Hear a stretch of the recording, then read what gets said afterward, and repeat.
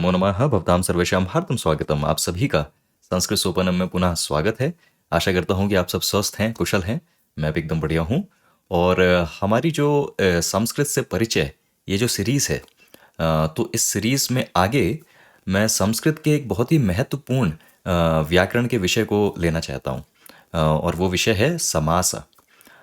हम कोई भी संस्कृत का शास्त्र पढ़ते हैं, फिर वो भगवत गीता हो, रामायणम हो, दर्शन शास्त्र हो, स्तोत्रम हो, ईश्वर की स्तुति हो, कुछ भी हो, तो संस्कृत की कोई भी ऐसा श्लोक आपको नहीं मिलेगा जिसमें समासा, ये जो समस्त पदम होते हैं, जो कंपाउंड वर्ड्स होते हैं, उनका प्रयोग आपको ना देखने को मिले। तो यदि हम संस्कृत भाषा को बिना किसी अनुवाद की सहायता के उसको पढ़ना चाहते हैं और उसको समझना चाहते हैं, तो उसके लिए संस्कृत व्याकरण का ये जो विषय है समासा, इसको भली भांति समझना बहुत ही महत्वपूर्ण है। और बहुत ही सुंदर विषय है, और बहुत ही आसानी से इसको समझा जा सकता है। यदि हमने इसके फंडामेंटल्स को, इसके फाउंडेशंस को अच्छे से पकड़ लिया, तो ये समासा ये कभी भी हमें परेशान नहीं करेगा। फिर हम कोई भी संस्कृत का साहित्य पढ़ना चाहें, उसका स्वाध्याय करना चाहें, तो इस विषय को मैं इस वीडियो और इसके आने वाले कुछ वीडियो की सहायता से इस पूरे समासा के विषय को हम देखेंगे। समासा ऐसे तो बहुत हैं, परंतु जो प्रमुख समासा हैं, जो आप कोई भी संस्कृत का साहित्य उठाते हैं, तो उसमें जो मुख्य समासा हैं, हम वो सारे समासा इस वीडियो श्रृंखला के माध्यम से उसको कंप्लीट करेंगे, उसको समझेंगे। और आशा यही रहेगी कि इस पूरी वीडियो श्रृंखला के बाद आपका जो समासा इस विषय पे जो आपकी पकड़ है वो और गहरी हो जाएगी। और बहुत सुलभता से आपको फिर किसी भी शास्त्र में जब आप कोई समस्त पदम देखेंगे, समासा देखेंगे, तो आप बहुत ही सुलभता से उसको पहचान पाएंगे कि ये कौन सा समासा है और ये उस वाक्य में, उस श्लोका में ये क्यों ऐसा प्रयोग हो रहा है। तो हम एक एक करके सारे समासों को लेंगे। आज ये पहला वीडियो है और इस वीडियो में हम अपने पहले समासा अव्ययी भाव समासा, इससे अपनी श्रृंखला का आरंभ करेंगे। तो चलिए संस्कृत भाषा से परिचय अपनी इस वीडियो श्रृंखला में इस महत्वपूर्ण विषय को, समासा को समझने का प्रयास करते हैं। देखिए समासा का अर्थ क्या है। पहले तो जो हमें एक परिभाषा मिलती है वो मिलती है अनेक पदानाम एक पदीकरणम इति समासः।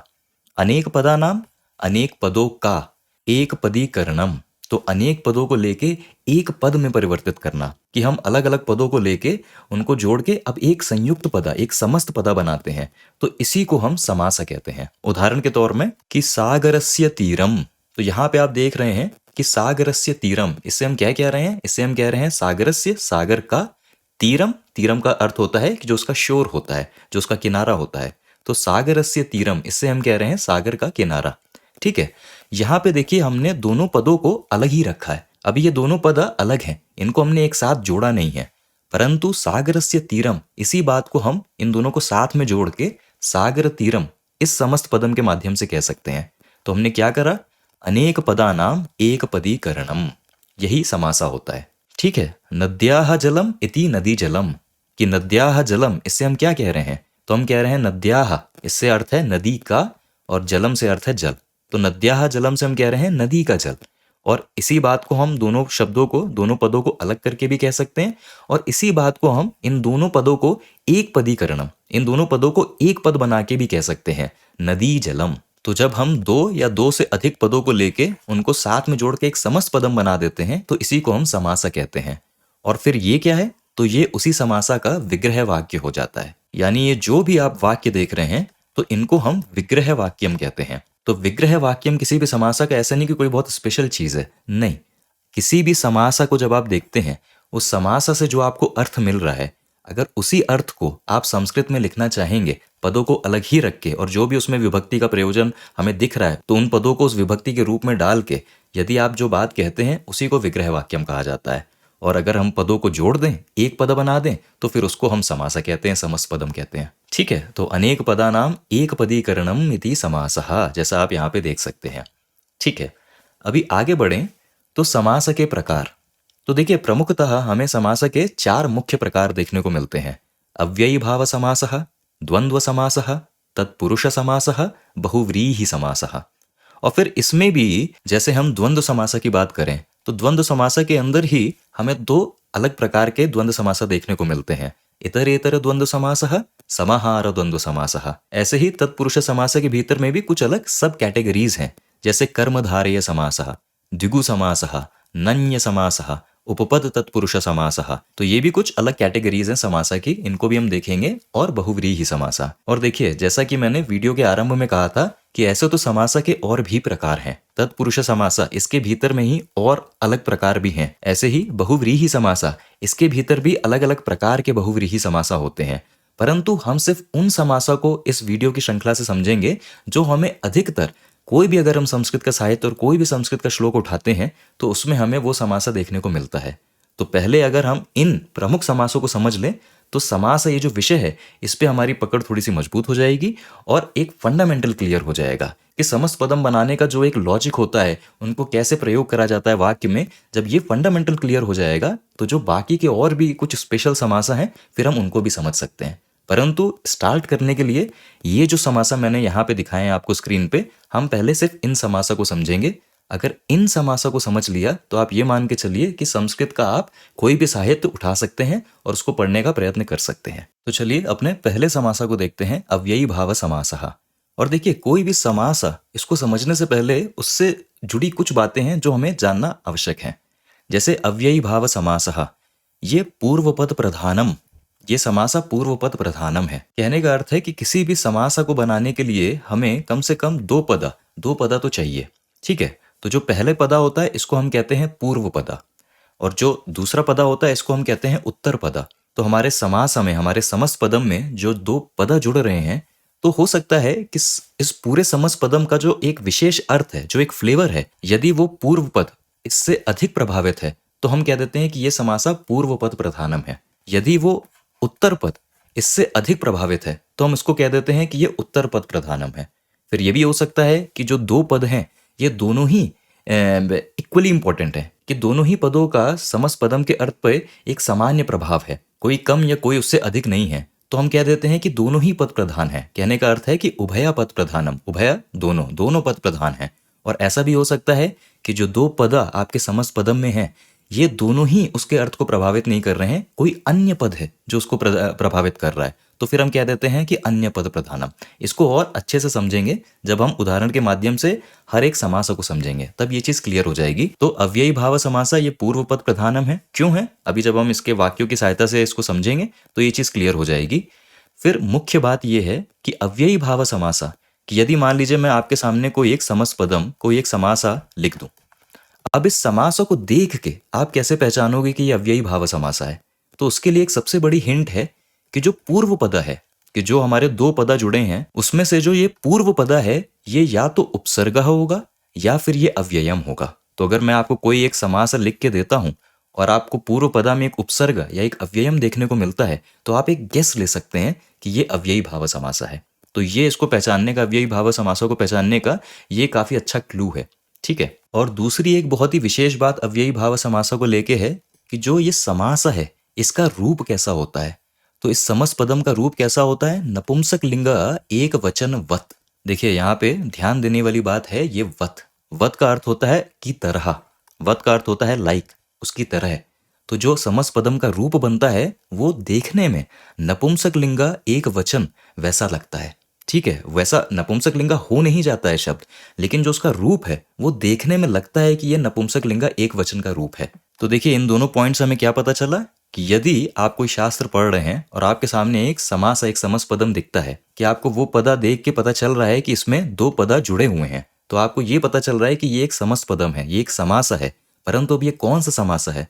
तो अव्ययी भाव समासा को पहचानने का तरीका, पहला तो पूर्व पदा में या तो उपसर्ग होगा या अव्ययम होगा, और दूसरा जो इस समासा का रूप होगा वो नपुंसक लिंगा एक वचन उसकी तरह देखने को लगेगा। ठीक है, ये दो बड़ी हिंट हैं जो हमें कोई भी समासा को अव्ययी भाव समासा है ये पहचानने में बहुत सहायता करती हैं। ठीक है, और तीसरी बात अव्ययी भाव समासा के बारे में है कि जो एक समस्त पदम बनता है, जो अव्ययी भावक समासा से जो एक समस्त पदम बनता है वो होता अव्ययम है। ठीक है, परंतु देखिए ये एक ऐसी बात है जिसको आप देख के नहीं पहचान सकते, किसी शब्द को आप देख के नहीं बता सकते कि यह अव्ययम है जब तक आपको पता नहीं है कि यह अव्ययम है। तो ये एक ऐसा पॉइंट है जो हमें पता होना चाहिए कि जो भी अव्ययी भाव समासा बनता है वो अव्ययम होता है, ये हमें पता होना चाहिए। परंतु समासा को देख के हम पहचान पाए कि यह अव्ययी भाव समासा है, उसके लिए ये दो पॉइंट, बस यही दो पॉइंट आपकी सहायता करते हैं कि पूर्व पदा में या तो उपसर्ग या अव्ययम है, और उसका रूप वो देखने में नपुंसकलिंग एक वचन के शब्द जैसा लगता है। और यही सारी बातें अभी और स्पष्ट हो जाएंगी जब हम वाक्यों की सहायता से अव्ययी भाव समासा इनको देखेंगे। ठीक है, तो चलिए अब कुछ उदाहरण की सहायता से अव्ययी भाव समासा को और अच्छे से समझते हैं। देखिए, वाक्य है मम गृहम अधिकाशी अस्ति। ठीक है, तो इस वाक्य में मैं क्या कह रहा हूं? मम गृहम, मेरा घर, अस्ति है। ठीक है, और मेरा घर कहाँ है? तो मम गृहम अधिकाशी अस्ति। तो देखिए, जैसे ही आप ये पदा देखते हैं तो आप इसको अव्ययी भाव समासा है ये पहचान सकते हैं। क्यों?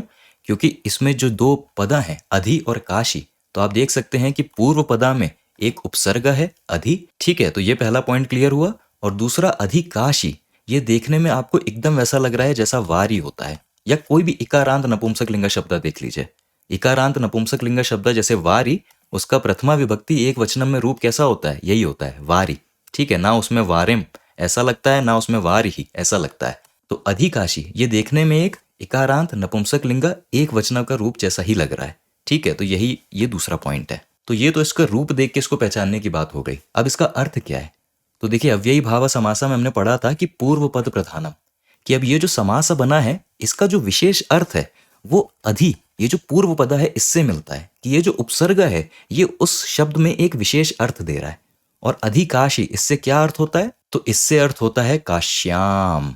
ठीक है, कहने का अर्थ है कि ये जो अधि ये जो है ये सप्तमी विभक्ति का बोध कराता है। तो अब देखिए, अगर आपको ये बात कहनी है कि मेरा घर काशी में है, तो या तो एक ऑप्शन आपके पास ये है कि जो आपका प्रातिपदिका है काशी, तो मेरा घर काशी में है, तो या तो आप काशी को सप्तमी विभक्ति में लिख दीजिए, तो आप ये कह सकते हैं कि मम गृहम काश्याम अस्ति, आप ये कह सकते हैं। और यही बात आप अव्ययी भाव समासा बना के कह सकते हैं जिसमें अधि ये जो पूर्व पदा है ये सप्तमी विभक्ति का बोध कराता है। तो आपने उपसर्गा लिया अधि और आपने आपका जो शब्द है काशी वो लिया, आपने जोड़ दिया, तो आपका शब्द क्या बन जाएगा? ये अधिकाशी।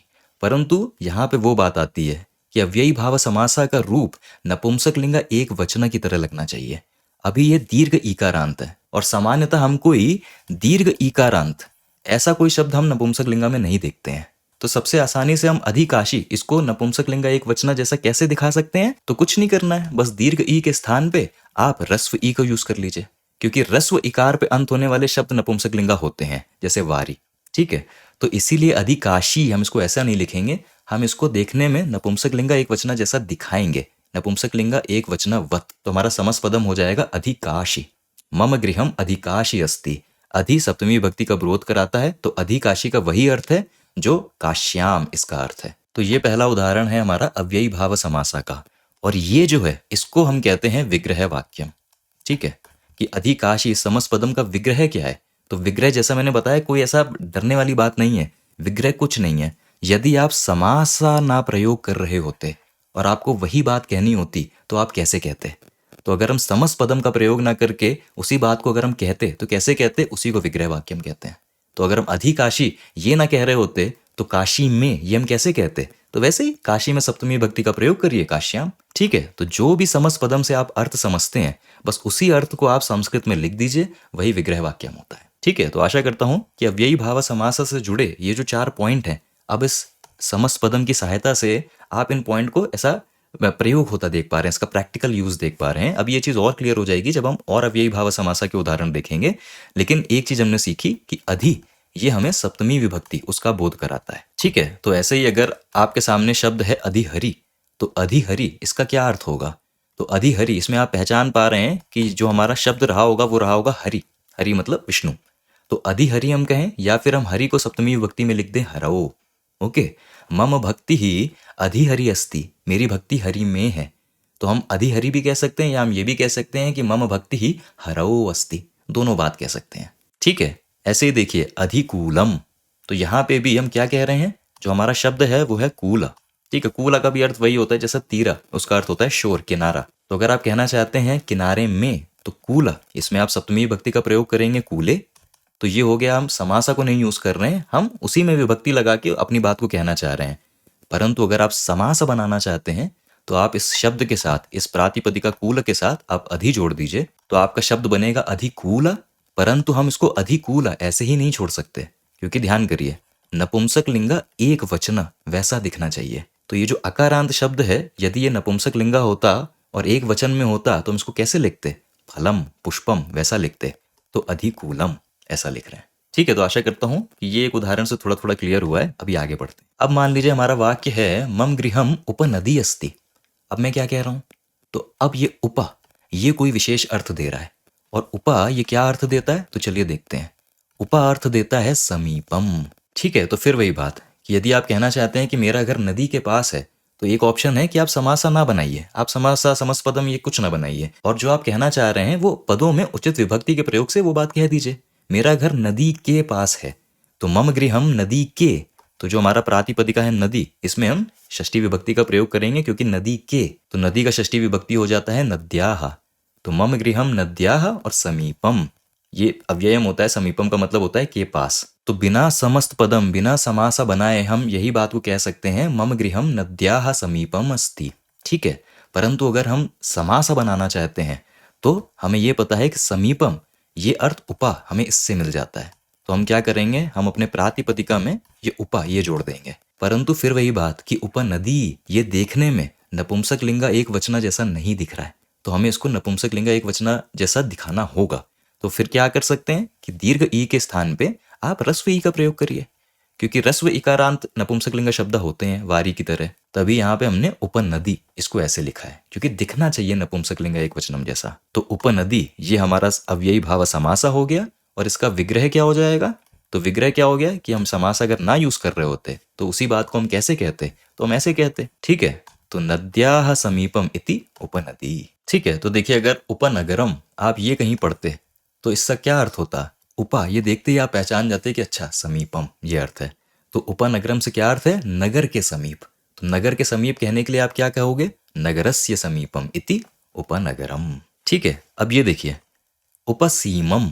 अब उपसीमम ये देख के थोड़ा कंफ्यूजन हो सकता है कि उपा तो समझ में आ रहा है, लेकिन सीमा ये क्या चीज है।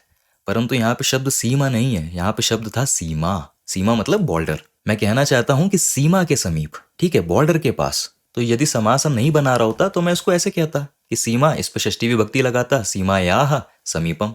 तो यही बात मैं सीमायाः समीपम ऐसे कह सकता था। परंतु अगर मैं अव्ययी भाव समासा बनाता तो मुझे पता है कि समीपम इसका भाव उपा इससे मिलता है, तो हम अपने शब्द सीमा में ये उपा जोड़ देते तो हमारा समस्पदम बनता उपसीमा।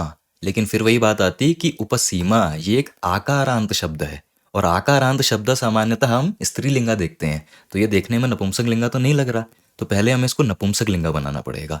अब आकारांत शब्द तो नपुंसक लिंगा नहीं होते हैं, परंतु अकारांत शब्द नपुंसक लिंगा होते हैं। तो सबसे आसान तरीका है इसको नपुंसक लिंगा जैसा दिखाने का कि पहले तो इसका दीर्घ जो आकार है इसको हटा दो, तो हमारा शब्द बन गया उपसीमा। परंतु नपुंसक लिंगा के साथ साथ ये एक वचन वैसा भी लगना चाहिए। तो नपुंसक लिंगा अकारांत शब्द फला वो एक वचन में तो फलम होता है, तो इसको भी मुझे वैसे ही लिखना पड़ेगा, तो उपसीमम। ठीक है, तो उपसीमम ये हो गया सीमायाः समीपम। आशा करता हूं कि ये जो दो पॉइंट हैं इनको अब आप प्रयोग होता देख पा रहे हैं, समझ पा रहे हैं कि क्यों अव्ययी भाव समासा ऐसा बनता है देखने में। अब देखिए हमारा वाक्य है शिष्याः अनुगुरु गच्छन्ति। वाक्य में हम क्या कह रहे हैं, हम कह रहे हैं शिष्याः गच्छन्ति, शिष्य जाते हैं। शिष्याः गच्छन्ति शिष्य जाते हैं। अब ये अनुगुरु ये क्या है, ठीक है, तो पहले तो इसको देख के ही आप पहचान जाओगे अव्ययी भाव समासा है। क्यों, क्योंकि पूर्व पद पे आपको या तो उपसर्गा या अव्ययम होना चाहिए। यहाँ पे आपको पूर्व पद पे एक उपसर्गा दिख रहा है अनु, तो आप एक गेस ले सकते हो कि हाँ लगता है ये अव्ययी भाव समासा है। और अब अनु ये क्या विशेष अर्थ देता है ये पता होना चाहिए। तो देखिए अनु अर्थ देता है पश्चात, अनु अर्थ देता है के बाद। जैसे उप अर्थ देता है ना के समीप, तो अनु अर्थ देता है किसी के बाद। संस्कृत में कहें तो पश्चात। ठीक है, किसके पश्चात, तो यहाँ पे गुरु उनकी ही बात हो रही है, तो हम कह रहे हैं गुरोः पश्चात। ठीक है, गुरु में पंचमी विभक्ति का प्रयोग, पंचमी विभक्ति का प्रयोग इसलिए होता है क्योंकि पश्चात के बाद, जनरली हम जब पश्चात का प्रयोग करते हैं तो हम जो जिनके बाद हम कह रहे हैं उसको हम पंचमी विभक्ति में रखते हैं। तो गुरु को पंचमी विभक्ति गुरो हो, तो गुरो हो पश्चात कहने का अर्थ है कि गुरु के बाद, कहने का अर्थ है कि following the Guru, after the गुरु। ठीक है, तो अव्ययी भाव समासा के लिए अनु ये पश्चात ये अर्थ देता है। तो शिष्याः अनुगुरु गच्छन्ति, शिष्य गुरु के बाद जाते हैं। तो आप इस बात को ये समस्त पदम की सहायता से भी कह सकते हैं, और आप इस बात को समस्त पदम के प्रयोग के बिना भी कह सकते हैं। कैसे कहेंगे कि शिष्याः गुरोः पश्चात गच्छन्ति, तो गुरोः पश्चात इति अनुगुरु। ठीक है, आगे बढ़ते हैं और अब इस वाक्य को देखिए, शिष्यः अनुप्रश्नम उत्तरम दत्तवान। ठीक है, तो सेंटेंस क्या कह रहा है, शिष्यः दत्तवान, शिष्य देता है, क्या देता है? शिष्यः उत्तरम दत्तवान, शिष्य उत्तर देता है। ठीक है, और फिर इस वाक्य में हम प्रयोग कर रहे हैं अनुप्रश्नम। ठीक है, तो अब आप जानते हैं कि अनु इससे बोध होता है पश्चात का, तो मैं ये कह रहा हूं कि शिष्यः प्रश्नात पश्चात उत्तरम दत्तवान, कि शिष्य प्रश्न के बाद उत्तर देता है, कि following the question a student responds. ठीक है, ये अर्थ भी मान्य हो सकता है, परंतु अनु एक और अर्थ देता है, और वो अर्थ होता है योग्यम। कहने का अर्थ है कि शिष्य प्रश्न के योग्य उत्तर देता है, कि जैसा प्रश्न पूछा उसी के अकॉर्डिंग, ये योग्यम का अर्थ होता है जो इंग्लिश में हम कहते हैं अकॉर्डिंग टू, कि student responds according to the question, कि प्रश्न के जो योग्य है वो उत्तर देता है। तो अनु का एक अर्थ योग्यम ये भी होता है। और किसके योग्य यहाँ बात हो रही है? तो जो भी आपका नाउन यहाँ पे यूज हो रहा है, तो प्रश्नस्य योग्यम। ठीक है, तो शिष्यः प्रश्नस्य योग्यम उत्तरम दत्तवान, आप ये भी कह सकते हैं। और आप इसी बात को अव्ययी भाव समासा बना के भी यूज कर सकते हैं, जिसमें आपको पता है कि योग्यम इसको बताने के लिए अनु, इसका हम सहायता ले सकते हैं, तो हमारा समासा बन जाएगा अनुप्रश्नम। ठीक है, तो अव्ययी भाव समासा के संदर्भ में हमने देखा कि अनु ये दो अर्थ देता है, अनु पश्चात उसका अर्थ भी देता है, और अनु योग्यम इसका अर्थ भी देता है। अब चलिए आगे बढ़ते हैं, अब इस उदाहरण को देखते हैं। अहम प्रतिदिनम देवालयम गच्छामि, तो अहम देवालयम गच्छामि, मैं मंदिर जाता हूं, और प्रतिदिनम, तो फिर इसको देख के आप ये तो पहचान लोगे कि अव्ययी भाव समासा है, क्योंकि जो दो पद हैं उसमें ये जो पूर्व पद है ये आपको उपसर्ग का पता चल रहा है। अब बात है कि प्रति, इससे अर्थ क्या होता है? तो देखिए, प्रति रिपीटिशन का अर्थ देता है। ठीक है, जो हम सामान्य भाषा में नहीं कह देते हैं कि हर दिन, तो वो जो हर जो एक रिपीटिशन होता है कि दिन दिन, वो जो एक रिपीटिशन का भाव होता है वो इस प्रति से मिलता है। तो अब आप इसी बात को ऐसे भी कह सकते हैं कि अहम दिने दिने देवालयम गच्छामि, कि मैं दिन दिन देवालय जाता हूँ, मैं हर दिन में देवालय जाता हूँ, एक आप ऐसे भी कह सकते हैं। या फिर आप इस रिपीटिशन को दिखाने के लिए इस प्रति, इस उपसर्ग का सहायता ले सकते हैं। तो आपका समासा बन जाएगा प्रति और दिन। ठीक है, अब क्योंकि ये जो समस्त पदम बना है ये अकारांत है, तो इसको अब नपुंसकलिंग एक वचनम की तरह दिखाने के लिए हम दिनम ऐसा कर देंगे। तो अहम प्रतिदिनम देवालयम गच्छामि। ठीक है, तो अव्ययी भाव समासा के संदर्भ में प्रति ये इस रिपीटिशन का भाव देता है। तो चलिए अब इस प्रति उपसर्गा वाले अव्ययी भाव समासा का एक और उदाहरण देखते हैं। कालिदासः प्रतिपदम लालित्यम दर्शयति। ठीक है, वाक्य क्या कह रहा है? कालिदासः दर्शयति, कालिदासा दिखाते हैं, दर्शयति क्या दिखाते हैं? कालिदासः लालित्यम दर्शयति, कालिदासा लालित्यम दिखाते हैं। लालित्य से अर्थ होता है सौंदर्य, तो कालिदासा सौंदर्य प्रदर्शित करते हैं, कालिदासा सौंदर्य दिखाते हैं। और कालिदासा किसमें सौंदर्य दिखाते हैं? तो कालिदासः प्रतिपदम लालित्यम दर्शयति। तो यहाँ पे भाव क्या है? यहाँ पे भाव ये है कि कालिदासः पदे पदे लालित्यम दर्शयति, कालिदासा हर पद में सौंदर्य दिखाते हैं। तो ये जो मैं कहना चाह रहा हूँ कि इन ईच वर्ड, हर पद में, तो वही जो रिपीटिशन का फील आ रहा है, जो रिपीटिशन का भाव आ रहा है, तो अगर आप समासा का प्रयोग नहीं करते तो आप इसको ऐसे भी लिख सकते हैं कि कालिदासः पदे पदे लालित्यम दर्शयति। परंतु अब आप जानते हैं कि इस रिपीटिशन के भाव को, कि इन ईच, उसके भाव को दिखाने के लिए आप प्रति इसका भी प्रयोग कर सकते हैं। तो प्रतिपदम ये वही बात कह देगा, कालिदासः प्रतिपदम लालित्यम दर्शयति, कि कालिदास हर पद में सौंदर्य, लालित्य ये प्रदर्शित करते हैं, ये दिखाते हैं। ठीक है, तो आशा करता हूं कि अव्ययी भाव समासा के संदर्भ में प्रति इसका प्रयोग ये क्या विशेष अर्थ देता है ये चीज क्लियर हो गई। अब देखिए, एक बात है, दोनों उदाहरण में हमने देखा कि जब भी प्रतिपदम, जब भी हम प्रति के साथ वाले अव्ययी भाव समासा का विग्रह लिखते हैं, तो जो भी हम पद का प्रयोग कर रहे हैं उसका हम रिपीटिशन तो करते हैं, उसको हम 2 बार लिखते हैं, परंतु दोनों बार हमने सप्तमी विभक्ति में लिखा है। तो एक संशय ये आ सकता है कि जब भी प्रति ये वाला अव्ययी भाव समासा है, तो क्या हमेशा ये सप्तमी विभक्ति का ही प्रयोग होता है? नहीं, ये कॉन्टेक्स्ट, ये वाक्य में कैसा प्रयोजन है उसके अनुसार ये निर्धारित होता है। रिपीटिशन होगा परंतु सप्तमी विभक्ति हो यह अनिवार्य नहीं है। अब यहाँ पे तो हम कही ये रहे हैं ना कि कालिदासा हर पद में लालित्यम दर्शयति, तो हर पद में, तो यहाँ पे तो सप्तमी विभक्ति लगी रही है, इसलिए हम पदे पदे ऐसे लिखते हैं, परंतु विग्रह वाक्य में सर्वदा सप्तमी विभक्ति ही होनी चाहिए, यह अनिवार्य नहीं है। अब इसको ऐसे समझ सकते हैं इस वाक्य से, माली प्रतिवृक्षम सेवते। तो माली सेवते, माली सेवा करता है, माली सेवा से यहाँ अर्थ है कि देखभाल, okay, tend to, caters to, उस भाव में। तो माली सेवते, और यहाँ पे इस क्रिया का कर्म क्या है? इस क्रिया का कर्म है वृक्ष, और क्योंकि प्रति, तो हम ये कह रहे हैं कि माली हर वृक्ष को देखता है, माली हर वृक्ष को सेवता है। देखिए, यदि आप इस समास का प्रयोग ना कर रहे होते तो आप इसी बात को कैसे कहते? तो माली वृक्षम वृक्षम सेवते, क्योंकि यहाँ पे ये जो वृक्ष है, यहाँ पे अब ये कर्म है इस क्रिया का, तो हम उसको द्वितीय विभक्ति में लिखेंगे। और हर वृक्ष को सेवता है, तो वो हर ईच वो वाले भाव में हम रिपीटिशन शो करते हैं। तो माली वृक्षम वृक्षम सेवते, इसको आप ऐसे भी लिख सकते हैं। और अब आप ये जानते हैं कि जहां भी रिपीटिशन है वहां पे फिर हम प्रति, इसके साथ अब यही भाव समासा भी बना सकते हैं। तो माली प्रति वृक्षम सेवते, आप इसी बात को ऐसे भी कह सकते हैं। ठीक है। और अब देखिए, मुझे ये बात दोहराने की आवश्यकता नहीं है कि वृक्ष ये ऐसे तो पुल्लिंग शब्द है, वृक्षः, तो प्रति वृक्षः ऐसा क्यों नहीं हुआ? अब हम जानते हैं कि क्योंकि अव्ययी भाव हम समासा बना रहे हैं ना, तो अव्ययी भाव समासा वो दिखने में नपुंसक लिंग एक वचन जैसा ही दिखना चाहिए। और अकारांत नपुंसक लिंग शब्द का एक वचनम रूप होता है मकारा के साथ, फलम पुष्पम, तो प्रति वृक्षम, इसको हम ऐसे लिखेंगे, माली प्रति वृक्षम सेवते। ठीक है, तो आशा करता हूं कि अव्ययी भाव समासा क्लियर हो रहा है, समझ में आ रहा है। चलिए आगे बढ़ते हैं। अब देखिए इस वाक्य को, यथाशक्ति कार्यम कुरु। ठीक है, कार्यम कुरु, कार्य करो। और क्या कहा जा रहा है? यथाशक्ति कार्यम कुरु। और यथा से अर्थ मिलता है हमें अनतिक्रम्य। तो देखिए अनतिक्रम्य ये निकला है अतिक्रम्य इस शब्द से। और अतिक्रम्य शब्द इसका क्या अर्थ होता है? तो अतिक्रम्य का अर्थ होता है आगे जाके, आगे बढ़कर, कि कोई एक निर्धारित सीमा है उसके परे जाकर, उसके भी आगे जाकर, अतिक्रम्य। ठीक है। और इसी का विपरीत अर्थ हो जाता है अनतिक्रम्य। तो अनतिक्रम्य से क्या अर्थ है? कि जो निर्धारित सीमा है उसके परे ना जाकर, जो अंग्रेजी में हम कहेंगे ना कि नॉट क्रॉसिंग द लिमिट। और किसको ना लांग कर? तो इस शब्द से हमें पता चल रहा है कि हम शक्ति की बात कर रहे हैं।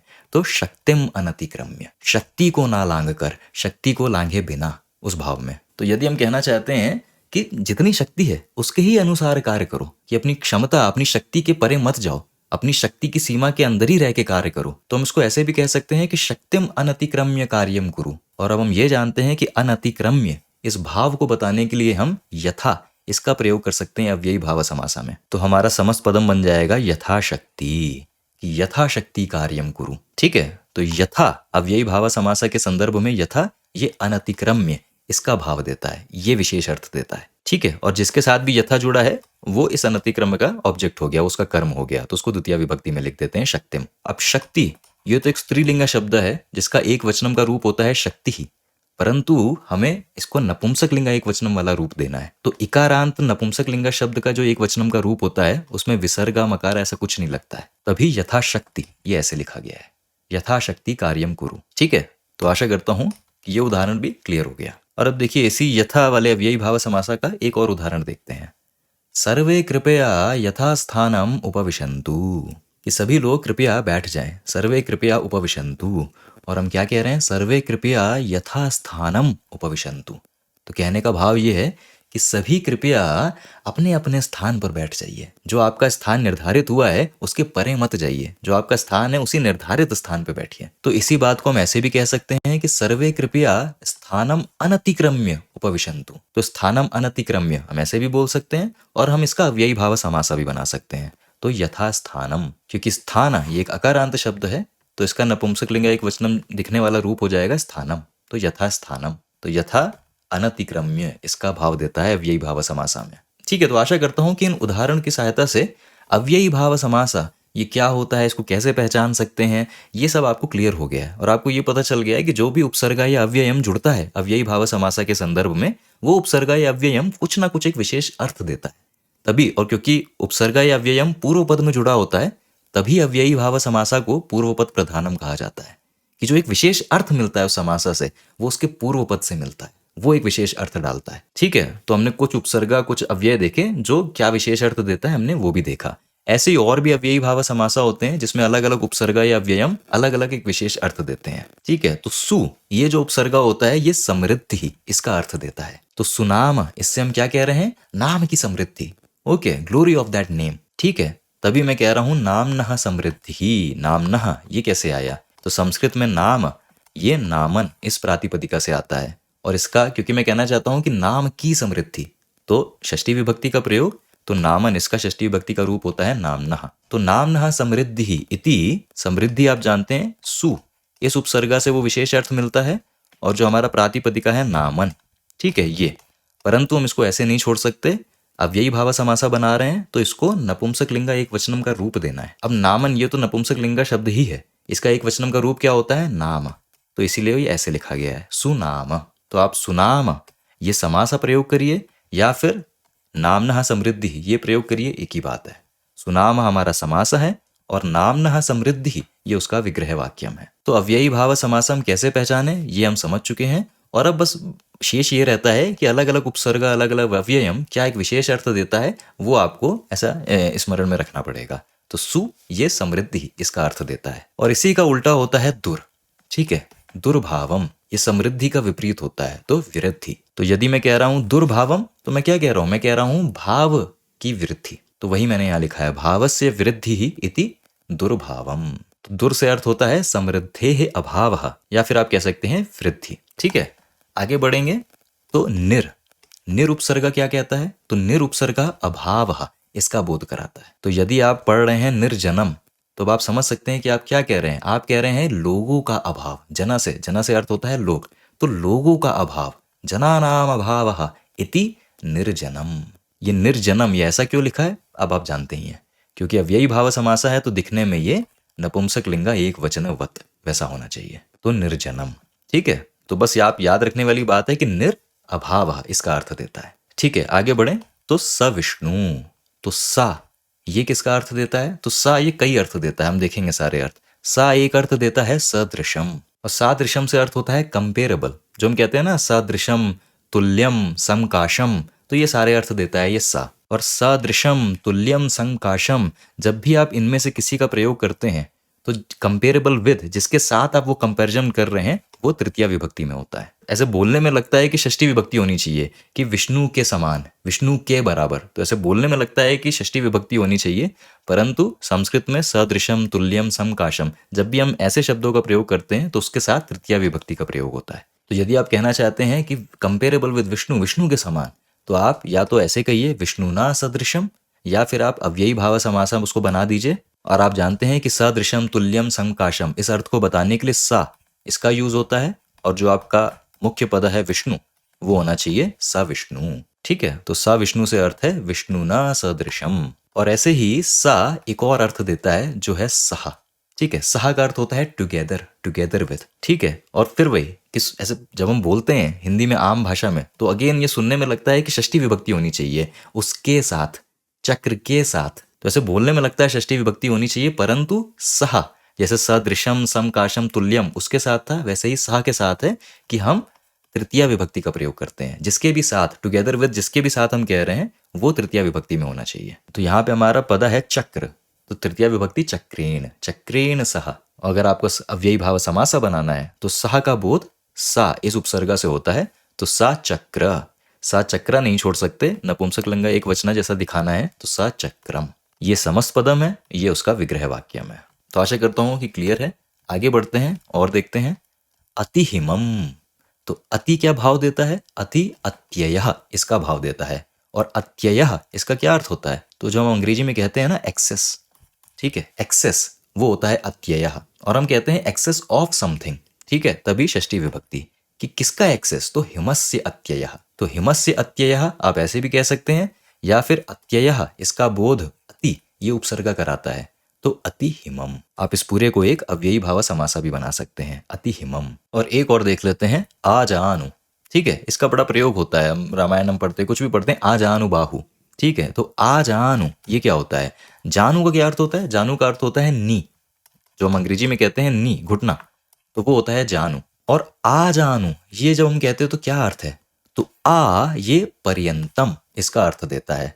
संस्कृत में पर्यंतम का अर्थ होता है तक, जो हम हिंदी में कहते हैं ना तक, घुटने तक, अप टू द नी, जो अंग्रेजी में होता है अप टू या up till, up to the knee. तो आप ये भी कह सकते हैं कि जानू पर्यंतम, जानू तक, घुटने तक, या फिर इसके स्थान पे आप पर्यंतम ये आ इस उपसर्गा से वही बोध हो जाता है अव्ययी भाव समासा में, तो आप एक अव्ययी भाव समासा बना दीजिए, आ जानू ये कह दीजिए। ठीक है, श्री राम के लिए कहते हैं ना आ जानू बाहु, कि जिनकी बाहु घुटने तक हैं, क्योंकि ऐसी मान्यता होती है कि अगर हाथ लंबे हैं घुटने तक पहुंचते हैं तो बहुत शुभ होता है, और श्री राम के ऐसे हाथ घुटने तक होते थे, आज आनु बाहु वैसा बताया जाता है। तो वही अर्थ है कि आज आनु बाहु, जिनके बाहु जिनके हाथ आज आनु घुटने तक पहुंचते हैं, like up till the knee, they reach up till the knee. ठीक है, तो आज आनु बाहु में नाउ यू नो कि आजानु ये खुद अव्ययी भाव समासा है। कैसे उसको देख के पहचाना, देखिए पहली बात तो पूर्व पदा उपसर्गा है, इसे एक हिंट से पहचाना, और दूसरा देखने में नपुंसकलिंग एक वचन जैसा ही लग रहा है। जैसे मधु उकारांत नपुंसकलिंग शब्द का एक वचनम का रूप होता है मधु, तो वैसा ही देखने में लग रहा है आ जानू। तो इन दोनों लक्षण की सहायता से हम ये पहचान पा रहे हैं कि आ जानू या अव्ययी भाव समासा है, और आ ये क्या विशेष अर्थ देता है, पर्यंतम, ये भी हम समझ गए। तो आशा करता हूँ कि अव्ययी भाव समासा थोड़े से क्लियर हुए। देखिए जनरली कन्फ्यूजन बस इतना ही रहता है कि क्योंकि अव्ययी भाव समासा देखने में नपुंसक लिंग एक वचनम जैसा दिखना चाहिए, ठीक है। अव्ययी भाव समासा से बना जो समासा होता है वो होता तो अव्ययम है, उसका एक ही फिक्स्ड रूप होता है, एक ही फिक्स्ड फॉर्म होता है उसका, तो होता अव्ययम है, परंतु वो दिखने में एक नपुंसक लिंग एक वचनम जैसा रूप लेता है, ठीक है। तो एक ये पॉइंट अगर पक्का पता है तो कभी कंफ्यूजन नहीं होता। दूसरी बात यह है कि जो समास है उसका पूर्व पदम में या तो उपसर्ग होगा या अव्ययम होगा, और हर उपसर्ग और हर अव्ययम क्या विशेष अर्थ देता है हमने वो भी देख लिया, ठीक है। तो एक बार अगर क्विक रिवीजन कर लें तो अधि ये क्या अर्थ देता है, सप्तमी विभक्ति का अर्थ देता है। उपा क्या अर्थ देता है, समीपम, किसी के पास, उसका अर्थ देता है। अनु ये दो अर्थ देता है, एक पश्चात होता है किसी के बाद, और एक योग्यम किसी के योग्य। तो अनु, पश्चात और योग्यम ये दोनों ही अर्थ देता है। प्रति ये हर एक वो वाला भाव देता है, वो रिपीटिशन का भाव देता है कि हर एक, ईच उसका भाव देता है कि किसी को लांघे बिना, नॉट एक्सीडिंग समथिंग। तो यथा अनतिक्रम्य का भाव देता है कि सीमा में रह के, कहने की बात यह है। सु समृद्धि इसका भाव देता है, और दुर उसी का विपरीत व्यृद्धि इसका भाव देता है। निर अभाव किसी भी वस्तु का अभाव, तो निर अभाव उसका भाव देता है।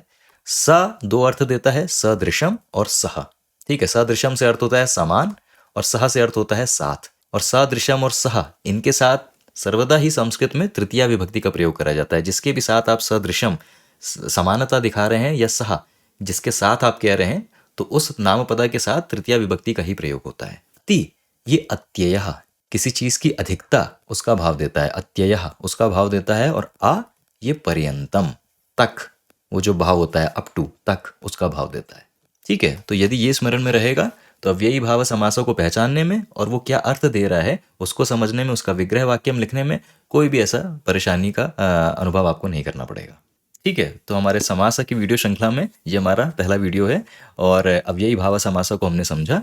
आशा करता हूँ कि जो हम समझने का प्रयास कर रहे हैं वो थोड़ा सा क्लियर हुआ है, पक्का हुआ है। देखिए सबसे अच्छा, सबसे सर्वश्रेष्ठ अभ्यास तो यही होता है कि आप साहित्य को उठाते हैं, आप पढ़ते हैं, और आपने जो भी पढ़ा है उसको उसमें समझने का, उसकी दृष्टि से देखने का, उस लेंस से देखने का, समझने का प्रयास करें। परंतु आशा करता हूँ कि अव्ययी भाव समासा का जो एक फंडामेंटल है कि क्या होता है, कैसे हम उसको पहचान सकते हैं, और वो किस तरीके का रूप लेता है, ये सारे जितने भी एक संशय हो सकते हैं, एक प्रश्न हो सकते हैं, ये थोड़े से क्लियर हुए हैं, ये डाउट क्लियर हुए हैं। और चलिए आज के वीडियो में बस इतना ही। अपने इसी श्रृंखला में जो अगला वीडियो होगा उसमें हम अगला समासा लेंगे, द्वंद्व समासा, और उसको समझेंगे। आशा करता हूँ कि आपको कुछ जान के अच्छा लगा। संस्कृत भाषा में रुचि और थोड़ी सी पकड़, उसके प्रति जो एक थोड़ा सा क्या कहते हैं इंटिमिडेशन रहता है, जो एक डर रहता है, वो थोड़ा सा कम होगा। आशा करता हूँ इस श्रृंखला के माध्यम से यही एक प्रयास है कि समासा, हर जो कुछ संस्कृत का जो भी आप शास्त्र पढ़ते हैं उसमें समासा तो होंगे ही होंगे, हर श्लोक में आपको कोई ना कोई समासा मिलेगा ही। ये समासा क्लियर हो जाएंगे तो जो एक उसके प्रति जो एक डर रहता है संस्कृत भाषा के प्रति, जो एक कन्फ्यूजन रहता है, तो आशा करता हूँ कि वो इससे दूर हो जाएगा, ठीक है। तो चलिए अभी विदा लेता हूँ, आपसे अगले वीडियो में मिलूंगा एक नए समासा के साथ। वयं पुनः मिलामः। धन्यवाद।